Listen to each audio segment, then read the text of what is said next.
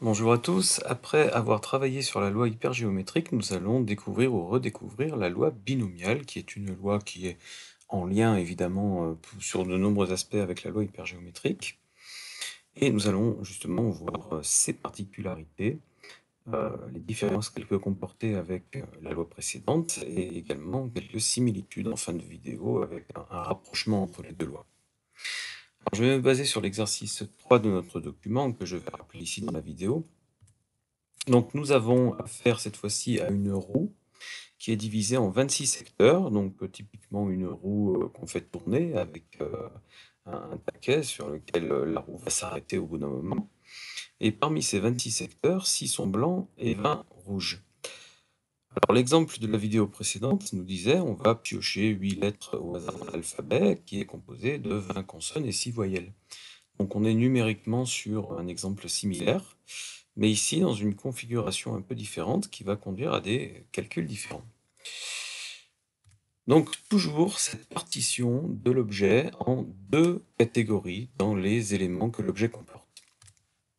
Notre expérience évidemment va consister à faire tourner la roue un certain nombre de fois. Je rappelle que pour nos lois discrètes ici, on travaille sur la répétition d'une expérience. Ici, on va faire tourner la roue 8 fois et noter à la fin le nombre de secteurs blancs sur lesquels on a atterri. Les blancs étant plus rares que les rouges sur la roue, on imagine que le nombre de secteurs blancs sera souvent plus entre 0 et 3 ou 0 et 4 que entre 4 et 8 à l'arrivée. Alors ici, on a une différence fondamentale entre le fait de faire tourner cette roue 8 fois et le fait de piocher 8 lettres simultanément dans l'alphabet. C'est la notion de répétition.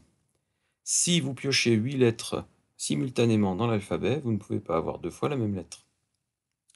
Et peu importe que ce soit une consonne ou une voyelle. Ici, si on fait tourner la roue 8 fois, on peut tomber au moins 2 fois sur le même secteur, peu importe sa couleur, mais le même objet physique. La roue n'est pas modifiée lorsqu'on la fait tourner une fois, et lorsqu'on la fait tourner une seconde fois, on est dans la même situation qu'au départ. Alors que si on imagine qu'on pioche des lettres dans l'alphabet, eh bien, lorsque vous avez pioché une lettre, vous ne la remettez pas dans l'alphabet, vous ne pouvez pas retomber dessus, et lors de la deuxième pioche, l'alphabet a été modifié. Il lui manque une lettre. Cette différence est fondamentale et elle va conduire donc à une loi qui porte un nom différent, la loi binomiale, et à des formules différentes. Donc ici, il n'est pas question de faire des calculs de combinaison comme en loi hypergéométrique, mais on va regarder un petit peu justement de quoi il retourne en termes de calcul. D'abord, des généralités, qu'est-ce qu'on obtient, comment est-ce qu'on peut utiliser notre calculatrice pour obtenir des résultats directs. Commençons par présenter cette loi binomiale. Pour avoir une loi binomiale, il nous faut donc 3 points impératifs. L'univers de départ, notre objet de départ est partitionné en un événement et son contraire. C'est-à-dire que si notre expérience consistait à faire tourner la roue une fois, eh bien on tomberait sur un secteur blanc ou un secteur rouge. C'est ce qui nous intéresse ici.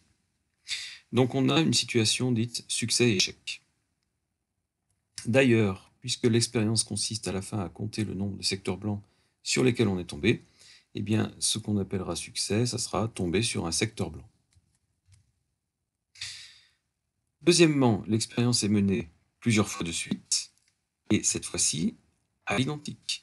La répétition d'un secteur est possible, et donc la probabilité de succès est invariable, et vaut à chaque fois qu'on fait tourner la roue 6 chances sur 26. Et c'est là la différence fondamentale avec la loi hypergéométrique. On y reviendra tout à l'heure dans une prochaine diapo, dans la même vidéo, mais la probabilité de succès évolue lorsqu'on est en loi hypergéométrique et qu'on fait des tirages sans remise, entre guillemets. Troisième point, la variable aléatoire. On n'en a pas parlé ici, qui est donc le nombre de secteurs blancs sur lesquels on sera tombé, quelque chose qui est donc aléatoire, compris entre 0 et 8. Cette variable aléatoire, eh bien justement, est là pour compter les succès. Encore une fois, on n'a pas affaire au fait de compter des gains en euros, quelque chose de beaucoup plus arbitraire. Non, c'est très précis. Notre variable aléatoire se doit de comptabiliser le nombre de succès obtenus une fois les n égale 8 essais effectués.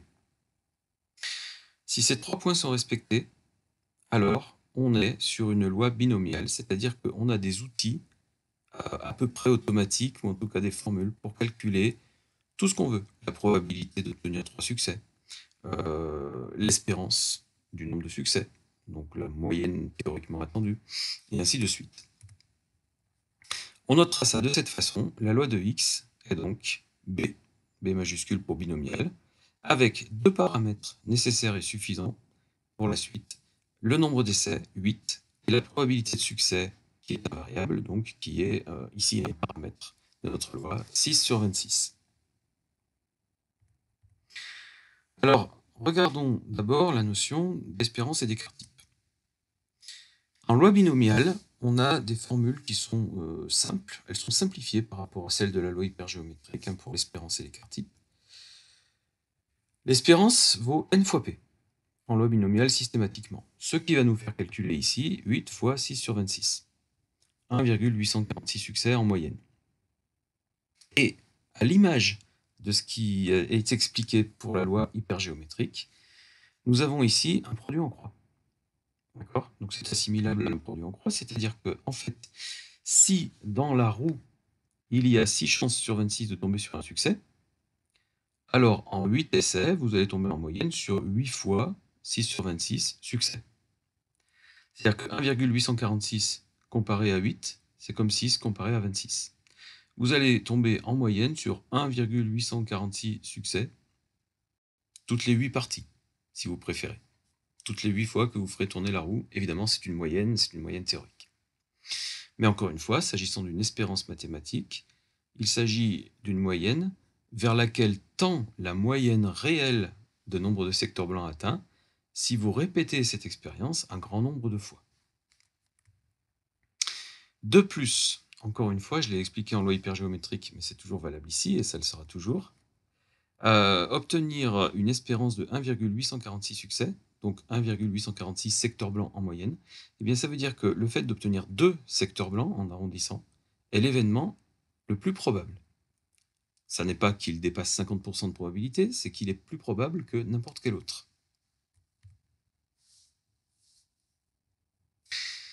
Alors, l'écart type est tout aussi essentiel pour nous, pour savoir autour du fait d'obtenir 2 secteurs blancs en 8 essais, quels sont les autres événements qui sont également très probables. Si l'écart type est très faible, c'est que vraiment les probabilités entre guillemets se resserrent autour de l'espérance et que obtenir 2 succès, c'est vraiment le seul événement qui est assez probable, les autres ayant des probabilités toutes faibles. Si l'écart type est plutôt élevé, c'est que la variabilité des possibles autour de l'espérance est relativement large, et que donc d'autres événements comme un succès ou 3 succès autour de 2 sont également assez probables. L'écart type, en loi binomiale, il est très simple. C'est la racine carrée de n fois p fois q. Et ça me donne l'occasion d'introduire la probabilité q, qui est en fait la probabilité complémentaire de p. P est la probabilité de succès, lorsqu'on fait tourner la roue une fois, 6 chances sur 26. Q est la probabilité d'échec, donc 20 chances sur 26. Si vous multipliez n par p par q en loi binomiale, donc 8 fois 6 sur 26 fois 20 sur 26, vous obtenez ce qu'on appelle la variance, ici statistique entre guillemets, et la racine carrée de la variance, c'est l'écart type, donc racine carrée de npq. Le résultat, c'est un tout petit peu moins de 1,2 succès de variabilité moyenne des possibles d'une tentative à la suivante. C'est-à-dire qu'il est assez probable que la réalité, donc le nombre de secteurs blancs atteints, tombe entre 1,85 moins 1,2, donc 0,65, et 1,85 plus 1,2, donc 3,05. C'est-à-dire qu'obtenir finalement un secteur blanc ou 3 secteurs blancs, c'est encore assez probable. Voilà, donc avec l'association espérance-écart type, on a sous les yeux les 3 événements qui sont, on va dire de loin, les plus probables comparés aux autres. Obtenir 2 succès, c'est le plus probable. Obtenir 1 et 3 succès, c'est encore assez probable. Et si on est en dehors de cet intervalle, on va tomber sur des événements beaucoup moins probables. Évidemment, la liste de toutes les probabilités, de toutes les possibilités, va nous montrer ça. Alors, c'est très joli. J'ai oublié l'animation pour ça, mais peu importe. On en parlera en fait à la fin de cette diapo. Donc on va le laisser là, ça nous distraira, c'est une belle illustration. Bien, comment utiliser le plus efficacement possible votre calculatrice pour obtenir toute la liste des probabilités des événements possibles? Les événements possibles, on va les lister, c'est le cas de le dire, en liste 1. Vous pouvez avoir entre 0 et 8 succès lorsque vous aurez fait tourner votre roue 8 fois. Vous pourrez tomber entre 0 et 8 secteurs blancs. En liste 2, on va écrire une formule sur la calculatrice pour qu'elle nous calcule en loi binomiale les probabilités de chaque valeur de la liste 1. Comment faire? Sur une calculette, que vous soyez sur une Casio ou une TI, vous vous positionnez tout en haut vers ce que j'ai noirci. Et là, vous pouvez commencer à écrire. À écrire quoi? Eh bien, le fait d'aller rechercher la loi binomiale, évidemment, puisque les Casio et les TI possèdent l'outil loi binomiale. Comment est-ce qu'on fait sur une TI? On va aller sur seconde var, donc vous appuyez sur les touches seconde var, ce qui active l'option dist pour aller sur les distributions. Les distributions, ce sont les lois de probabilité. Et là, vous allez pouvoir choisir binôme FDP. Donc vous avez le choix entre binôme FDP et binôme FREP en loi binomiale, hein, principalement, on va dire, sur une calculatrice. Binôme FREP signifie fonction de répartition, c'est-à-dire que ça vous calcule les probabilités que x soit inférieur ou égal à telle valeur. Or, nous, en liste 2, on veut les probabilités que x soit égal à la valeur d'en face en liste 1. Et donc, pour probabilité de x égale, c'est binôme FDP. Donc, ça signifie, au fait, function discrete probability, probabilité d'être égale à une valeur. Sur les Casio, vous allez sur seconde, pardon, décidément, je n'y arriverai pas, sur option. Ensuite, à l'écran, vous choisissez stat, et là, vous avez le choix de dist pour aller dans vos lois de probabilité. Et un peu comme pour les TI, vous avez le choix entre deux options principales, on va dire. Vous avez BPD ou BCD. Binomial Punctual Distribution ou Binomial Cumulative Distribution. Donc vous choisissez la première, bien sûr, BPD. Sur une TI, lorsque l'option binôme FDP est saisie, eh bien, l'écriture binôme FDP apparaît. Alors sur des modèles plus anciens de TI, c'est comme ça que ça va apparaître, et c'est à vous de compléter dans les parenthèses. Vous donnez les paramètres de la loi et la valeur qui vous intéresse pour calculer une probabilité. Ici, c'est une formule de liste, donc on va lui dire L1 pour la liste 1, donc tout ce qu'il trouve en liste 1. Pour les TI les plus récentes, lorsque vous avez choisi binôme FDP, une page est affichée où on vous demande quel est petit n, quel est petit p, donc vous mettez les valeurs les unes sous les autres cette fois-ci, et puis on vous demande aussi si votre donnée, on va dire variable, est justement une variable dont vous donnerez une valeur, ou alors est présente dans une liste. Et donc à cet endroit-là, vous lui direz c'est une liste, et c'est L1. Sur les Casio, les choses peuvent être dans les deux cas également, hein. Soit ça vous ouvre une parenthèse et vous écrivez à l'intérieur de la parenthèse, soit ça vous affiche une page et vous mettez les arguments de la fonction binomiale PD lorsqu'elle vous les demande. Et donc, encore une fois, c'est la liste 1 et les paramètres de la loi sont 8 et 6 sur 26. Alors vous remarquerez que ce qu'il y a à écrire entre parenthèses n'est pas dans le même ordre suivant qu'on est sur une TI ou une Casio. Ça se retrouvera en loi de Poisson et ça se retrouvera parfois en loi normale également, cette distinction entre TI et Casio. Bon, on va dire tant pis. Alors, une fois que vous avez écrit votre formule, vous validez, et à ce moment-là, en liste 2, apparaissent les valeurs des probabilités. La probabilité de tomber sur 8 secteurs blancs d'affilée est tellement faible qu'au niveau de mon arrondi, je ne vois pas la décimale correspondante. J'ai ici 4 décimales, hein, donc ça veut dire que j'ai moins d'une chance sur 10 000, de toute façon. Et en tout cas, on repère quelque chose qui est quand même assez frappant, c'est que effectivement, obtenir 2 succès est le plus probable. Cet événement à lui seul prend presque 31% des possibilités, donc des fréquences attendues en théorie. Et puis les événements 1 secteur blanc et 3 secteurs blancs sont également effectivement assez probables. Alors suivent quand même pas trop loin 0 et 4 secteurs blancs.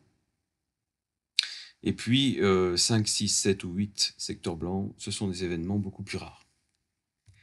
Alors, je vais représenter ça graphiquement, et ce ne sont pas les bâtons verts. Je vais les représenter en orange pour ma loi binomiale. Donc j'ai la loi binomiale B8, 6, 26e. Les valeurs de la liste 2 se représenteront donc par ces traits orange, ces bâtons, sur mon graphique. Voilà. Donc, ce que je voulais faire en fait en vert, dont j'ai oublié l'animation, c'était une comparaison avec ce qu'avait donné la loi hypergéométrique, qui possédait les mêmes paramètres, 8, 6 et 26. Sauf que la loi hypergéométrique donc, concerne un tirage sans remise. Bien, on voit que si on fait un tirage sans remise, les événements qui sont proches de l'espérance ont des probabilités plus fortes, alors que les événements éloignés de l'espérance ont des probabilités moins fortes, comparées à la loi binomiale. Donc on a un pic plus pointu en loi hypergéométrique qu'en loi binomiale, où les choses s'étalent un peu plus. Alors ce qui est un petit peu normal, on va dire, si on considère que obtenir très peu de succès d'affilée, ou beaucoup de succès d'affilée, si vous empêchez la répétition, eh bien c'est moins probable. Alors que si vous autorisez la répétition, eh bien, ma foi, un succès a plus de chances de se répéter, par exemple. Voilà, donc on a des probabilités tirées vers le haut sur les extérieurs en loi binomiale, par rapport à l'hypergéométrique, qui va s'afficher d'ailleurs, voilà. Et puis, un pic de probabilité plus fort en loi hypergéométrique. Voilà, mais vous pourrez quand même constater qu'on a des répartitions dont les formes sont similaires. Hein, ce type de graphique est vraiment typique d'une loi binomiale ou hypergéométrique. Alors, on a défini la loi binomiale, quelles étaient ses caractéristiques, on a vu comment on pouvait se débrouiller sur la calculatrice, on a calculé l'espérance et l'écart type. Parlons maintenant de la formule des probabilités. Alors bien que votre calculette vous mâche le travail, on va dire ici en liste 2, on peut avoir à se servir à la main d'une formule de probabilité en loi binomiale, soit parce qu'on nous demande de le faire comme ça, soit parce que il existe dans notre loi binomiale un paramètre inconnu, et on est bien obligé de coucher un calcul sous papier, parce que l'objectif d'un exercice va être de trouver ce paramètre. Donc, revenons-en à des généralités sur la situation de la loi binomiale. Avec quand même, pour une première fois, un schéma de Bernoulli, qui est vraiment une caractéristique de cette loi, et de la précédente d'ailleurs. Ici, je peux tomber sur un secteur blanc ou un secteur rouge lorsque je fais tourner ma roue. Peu importe la probabilité ici, je vais l'appeler P, ma probabilité de succès, et donc en dessous, j'ai Q pour la probabilité d'échec. Lorsque je fais tourner ma roue une fois, je peux atterrir sur B ou R. Et puis, je vais faire tourner la roue une deuxième fois, d'où un deuxième niveau dans l'arbre.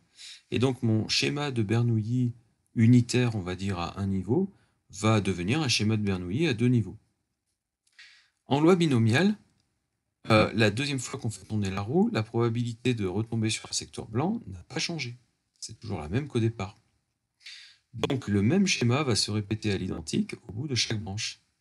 Et puis si je fais tourner ma roue une troisième fois, eh bien tout peut se répéter à l'identique avec les mêmes probabilités. Et on peut répéter ça autant de fois qu'on veut. Alors, dans l'exemple précédent, c'était 8 fois. Je vais m'abstenir de faire un arbre à 8 niveaux qui me ferait 256 terminaisons au bout de la roue. Hein. C'est un petit peu fastidieux à faire. Intéressons-nous au fait de faire tourner notre roue 3 fois. Et regardons un petit peu ce qui se passe au bout de chaque chemin. Le chemin qui conduit à 3 succès, eh bien, il n'y en a qu'un seul, c'est le chemin du haut. B, B, B. 3 succès. En dessous, B, B, R, j'ai 2 succès. B, R, B, j'ai encore 2 succès. B, R, R, 1 succès. R, B, B, 2 succès. R, R, B, 1 succès. R, B, R, au fait, 1 succès. Et enfin, R, R, R, 0 succès. Donc on s'aperçoit qu'il y a plusieurs façons d'obtenir des nombres de succès intermédiaires. Donc il y a plusieurs situations physiques, alors qu'il n'y en a qu'une qui nous fait obtenir seulement 0 succès, et une seule, 3 succès. Sur un total d'ailleurs de combien de possibilités à l'arrivée, combien de chemins possibles, ben ici il y en a 8 au bout de 3 niveaux de l'arbre. À chaque nouveau niveau, le nombre de chemins double. Et donc, au premier niveau, j'ai 2 chemins, 2 puissance 1. Au deuxième niveau, 2 puissance 2, 4 chemins. Au troisième niveau, 2 puissance 3, 8 chemins. Et ainsi de 8. Et ainsi de suite, pardon. Et c'est pour ça qu'au bout de 8 niveaux, j'aurai 2 puissance 8 terminaisons, c'est-à-dire 256. Bon. Alors, tout ça est très bien, mais ces événements, et donc ces chemins particuliers, ils ont des probabilités d'être atteints. Et on sait très bien que dans un arbre, on est en droit de multiplier les probabilités rencontrées en chemin pour obtenir la probabilité d'avoir parcouru tout le chemin. Donc, on va être à même d'écrire les probabilités de tous les chemins. P fois P fois P, P fois P fois Q, P fois Q fois P, et ainsi de suite. Et je m'aperçois en fait que si je m'intéresse par exemple à 2 succès obtenus, le chemin qui est en premier, qui conduit à 2 succès, a une probabilité égale à P carré fois Q. Le deuxième chemin qui conduit à 2 succès a la même probabilité. Et le troisième chemin qui conduit à 2 succès a encore la même probabilité. Mais oui, parce que si je veux rencontrer 2 succès et un échec, eh bien, quel que soit l'ordre dans lequel je multiplie mes probabilités, ce sont toujours les mêmes probabilités. 2 fois la lettre P, 1 fois la lettre Q. Donc ça va évidemment nous simplifier la vie pour trouver une formule générale de calcul de probabilité en loi binomiale. Alors, constatation donc, un seul chemin mène à un nombre extrême de succès, plusieurs mènent à un autre nombre déterminé K de succès, j'avais pris l'exemple de 2 succès. Combien au fait? Eh bien, autant de façons de placer les K succès parmi les N essais. Donc, c'est le nombre CNK. Ici, par exemple, de combien de façons je pouvais répartir mes 2 succès dans mes 3 essais? C'est-à-dire, si je cite 3 lettres en utilisant 2 P et un Q, combien est-ce qu'il y a d'ordre possible? P, PQ, PQP, QPP, et puis c'est tout, j'en ai 3. Oui, mais c'est la façon de placer les 2 lettres P dans 3 positions différentes possibles. Eh bien, ça, c'est le nombre de combinaisons de 2 éléments parmi 3 places disponibles, C32. Et C32, c'est égal à C31 d'ailleurs aussi, et c'est égal à 3. Donc, si je veux connaître la probabilité d'avoir 2 succès, lorsque je vais faire tourner ma roue 3 fois, eh bien, il faudra que j'ajoute 3 fois P carré fois Q. Donc, c'est C32 multiplié par P carré fois Q. D'où une formule générale qui me dit que la probabilité d'obtenir K succès au bout de N essais, eh bien, ça va être CNK, qui calcule le nombre de chemins dans l'arbre correspondant, fois P puissance K, puisqu'on a rencontré dans le chemin K fois la lettre P, fois Q puissance N-K, puisqu'on a rencontré en chemin N-K fois la lettre Q. Alors tout ça, donc c'est très bien, ça nous aide à comprendre la formule du calcul de probabilité en loi binomiale. Encore une fois, quand vous activez l'outil loi binomiale de votre calculatrice, eh bien c'est ce calcul-là qu'elle va vous faire, qu'elle va faire à votre place. Et encore une fois, si par exemple vous êtes dans un cas de figure, un exercice où vous ne connaissez pas petit n, et on vous dit, ah ben tiens, la probabilité que x égale 0 est égale à tant, vous connaissez petit p par contre, eh bien retrouvez la valeur de n, on va voir si c'est possible de faire. Et effectivement, c'est possible. Alors, pourquoi est-ce qu'on n'a pas fonctionné comme ça en loi hypergéométrique pour arriver à la conclusion de P de x égale k égale telle formule? Parce que c'est plus compliqué. En loi hypergéométrique, vous êtes sur des tirages sans remise, et donc au fur et à mesure que vous tentez votre expérience, vous n'êtes plus dans les conditions initiales. Et même pire, au fur et à mesure des essais, vos conditions se modifient d'une manière continuelle. Alors regardons un petit peu. Je prends la loi hypergéométrique H8626. Donc, j'imagine cette fois-ci que je pioche mes lettres dans l'alphabet, sans remise. La première fois que je pioche une lettre dans l'alphabet, je tombe sur une voyelle avec une chance, enfin une probabilité de 6 sur 26, ou une consonne, 20 chances sur 26. Par contre, si j'ai pioché une voyelle, quelles sont mes chances de retomber sur une voyelle? Eh bien, je n'ai plus que 25 lettres dans mon sac, et il ne reste que 5 voyelles, donc j'ai 5 chances sur 25. Par contre, j'ai 20 chances sur 25 de piocher une consonne. Ça, c'est dans la partie haute, deuxième niveau. Mais en bas, si c'est une consonne que j'ai piochée, eh bien j'ai 6 chances sur 25 de piocher une voyelle et 19 chances sur 25 de piocher une consonne. Toutes les probabilités de succès et d'échec évoluent suivant ce qui s'est produit à tel ou tel endroit dans l'arbre. Donc évidemment, vu comme ça, c'est une horreur. C'est horriblement compliqué. Et au 3e niveau, ça évolue encore, et ainsi de suite. Par contre, si on y regarde de plus près, on peut observer quelques similarités, et notamment sur des nombres de succès identiques. Alors regardons un petit peu les nombres de succès, au fait. C'est le même schéma que précédemment, hein, pour le binomial. 3 succès pour le chemin du haut, etc., etc., etc. Si je regarde ce qui m'a conduit à 2 succès, eh bien je vois que j'ai le produit des probabilités 6 sur 26, 5 sur 25, 20 sur 24. Regardons le chemin du dessous. 6 sur 26, 20 sur 25, 5 sur 24. En fait, ce ne sont pas tout à fait les mêmes fractions, mais le produit des trois va être le même. Et je regarde le dernier chemin qui conduit à 2 succès. 20 sur 26, 6 sur 25, 5 sur 24. 2 succès. Ça veut dire que le produit des 3 fractions, quel que soit l'un des 3 chemins que j'emprunte, eh bien, il a un numérateur qui vaut 6 fois 5 fois 20 et un dénominateur qui vaut 26 fois 25 fois 24. Donc ça peut être intéressant à remarquer. La probabilité que x soit égal à 2, c'est donc C3,2 qui est toujours le nombre de chemins de l'arbre qui ont conduit à 2 succès, multiplié par ce fameux produit de 3 fractions qui conduit inévitablement à cette fraction globale. Alors, évidemment, si on veut trouver une formule générale à partir de cette constatation, c'est beaucoup moins évident qu'en loi binomiale, mais on peut. Qu'est-ce que c'est que 6 fois 5 ? Eh bien, j'avais 6 éléments succès au départ, c'était le paramètre petit a de ma loi, et j'ai calculé 6 fois 5 parce que je ne veux que 2 succès dans ce que je cherche à calculer ici. Donc c'est en gros ce 6 fois 5, factoriel 6 divisé par factoriel 6 moins 2. Factoriel 6 sur factoriel 4. Autrement dit, factoriel petit a divisé par factoriel a moins k, 6 moins 2, si je veux en tirer une généralité. Le 20 est là parce que j'avais 20 éléments échecs, donc c'était 26 moins 6, grand N moins petit a. Et comme je ne veux qu'un seul échec, eh bien c'est tout. Par contre, si j'avais voulu 2 échecs, j'aurais eu à calculer 20 fois 19 dans ce que j'aurais trouvé dans mes chemins, comme dans le 4e chemin de l'arbre, par exemple. 20 fois 19 apparaît. Donc je vais avoir en fait factoriel 20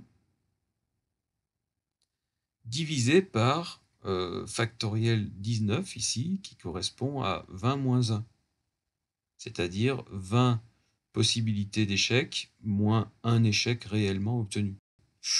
Ok, donc on peut continuer comme ça. Quant à 26 fois 25 fois 24, ça représente grand N, le nombre total, mis en factoriel, divisé par factoriel, grand N moins petit n ici, qui vaut 3 dans mon expérience. Voilà, j'aurais pu mettre 3 ici comme petit n. Alors, ça veut dire ça, en fait. Vous voyez, hein, c'est magnifique, mais si je remplace tout ce que j'ai écrit là par des lettres pour écrire des généralités correspondantes, en fonction de ce que je vous ai expliqué au-dessus, ça donne ça. C petit n petit k étant lui égal à, par définition, factoriel n sur factoriel k, factoriel n moins k. Je vais réarranger mes écritures, c'est-à-dire faire entrer cette première fraction dans la grosse fraction d'à côté, avec des éléments que je vais placer pas n'importe où. Factoriel k, je vais le placer sous factoriel a, il se retrouve ici. Factoriel n, je le place sous factoriel grand N, il se retrouve ici. Factoriel n-k, je le place ici, sous factoriel grand N moins petit a. Et j'obtiens quoi finalement? Eh bien, cette première fraction est par définition CAK. La deuxième est par définition C grand N moins A petit n moins K. Et celle d'en dessous est le nombre C grand N petit n. Si vous revenez sur mon document de cours, bien sûr, ou la vidéo précédente sur la loi hypergéométrique, vous constaterez que c'est effectivement la formule que l'on vous sert toute faite pour calculer une probabilité en loi hypergéométrique. Où on constate en fait, sans passer par là évidemment, que j'ai une combinaison qui me parle des succès. Je veux K succès parmi A possibilités de succès. Une combinaison qui parle d'échec. Je veux N-K échec parmi grand N-A possibilités d'échec. Et je divise ça par le nombre total de combinaisons possibles, qui est N essais parmi grand N possibilités. Donc on peut faire un arbre en loi hypergéométrique, mais c'est vraiment quelque chose de malaisé. C'est ce que je vous déconseille, c'est-à-dire que ce n'est pas la peine d'aller se torturer l'esprit à trouver chaque probabilité sur chaque branche, alors qu'au bout du compte, on a ça, et que ça reviendra à ce calcul. Alors, on l'a vu tout à l'heure dans nos graphiques, avec les fameuses barres vertes qui s'imprimaient très bien sur mon écran. Entre la distribution des probabilités en loi binomiale en bâton orange et la distribution en bâton vert, on observe des différences.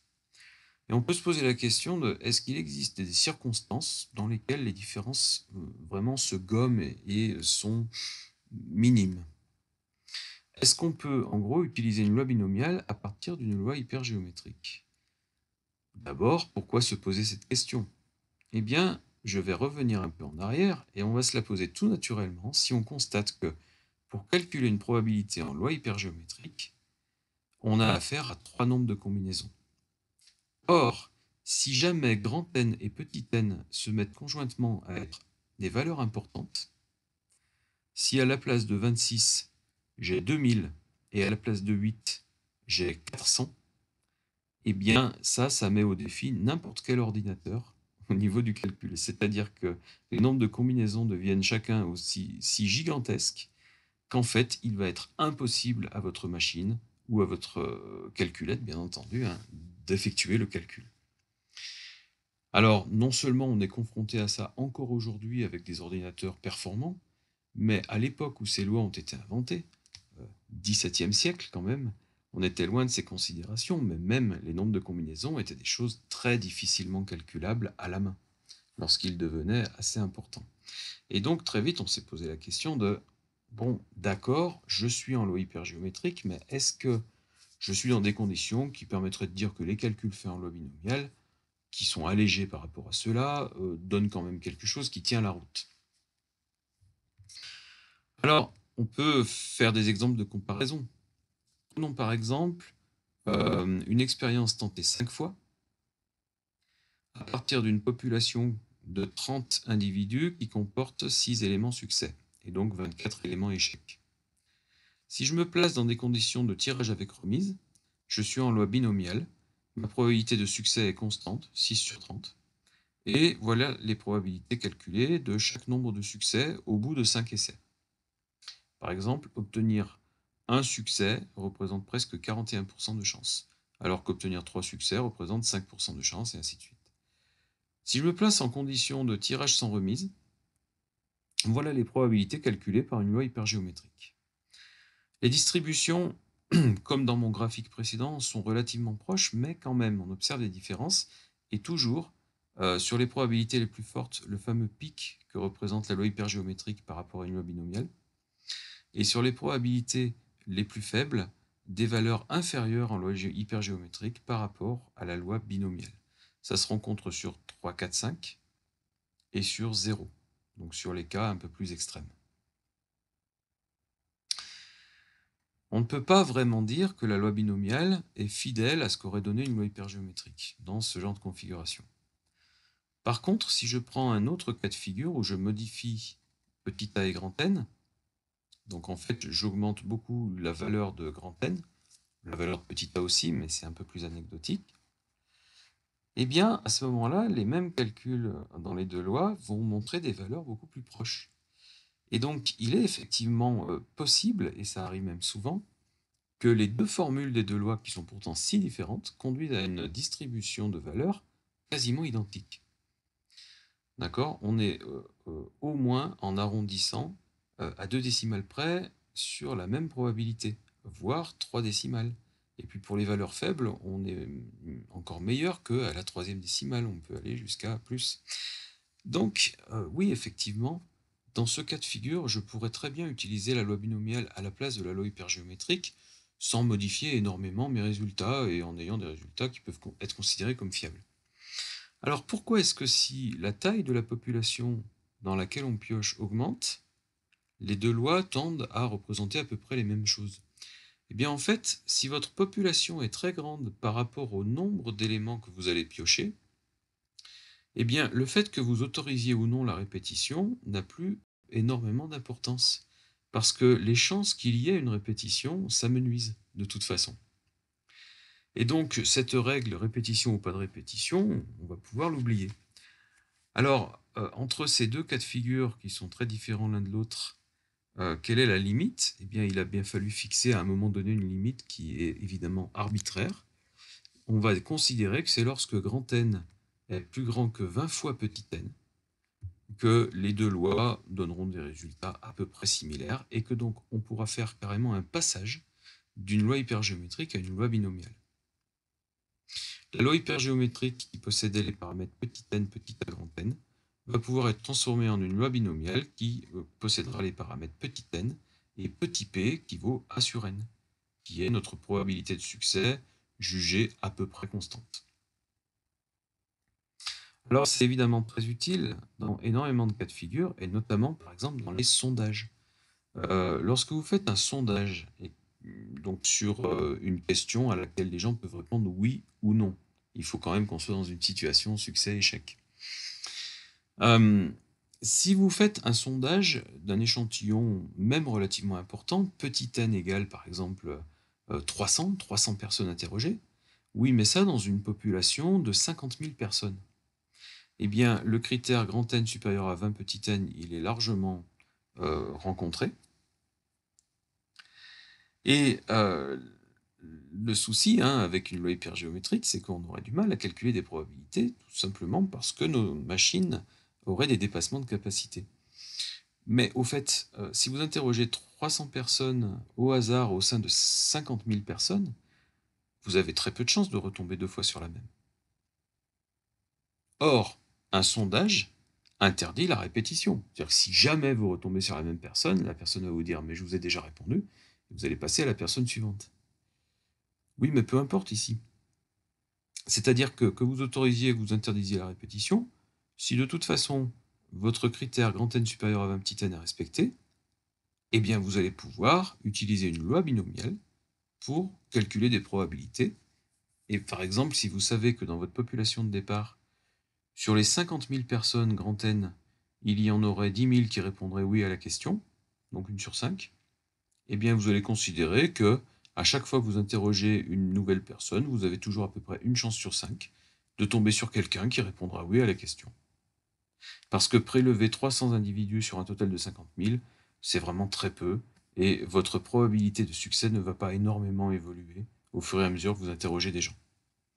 Par contre, si vous interrogez 25 000 personnes sur une population de 50 000, entre le début et la fin de votre sondage, oui, petit p aura largement évolué, puisque vous interdisez la répétition. Donc bien sûr, il ne faut pas que simplement grand N soit grand, il faut surtout que grand N soit grand par rapport à petit n. Voilà donc le critère essentiel. Voilà, la prochaine fois on passera, comme vous le voyez, à la loi de Poisson. Je réserve ça à ma vidéo d'après. Je vous remercie d'avoir suivi cette vidéo-ci. Et je vous donne bien sûr rendez-vous très prochainement pour la nouvelle. À bientôt.